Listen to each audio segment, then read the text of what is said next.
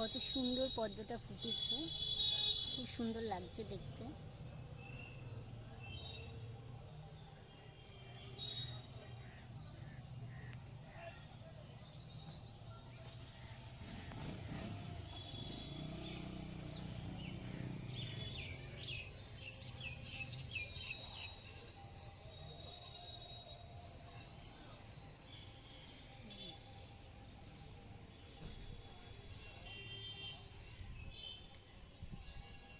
আমি লাইলন দড়ি দিয়ে বেঁধে দিয়েছি, কারণ পায়রাতে নষ্ট করে দেয়, কুড়িগুলো নষ্ট করে দেয়, পাতাগুলো নষ্ট করে দেয়, যার জন্য এইভাবে নেট দিয়ে বেঁধে দিয়েছি যাতে পায়রাতে নষ্ট করতে না পারে।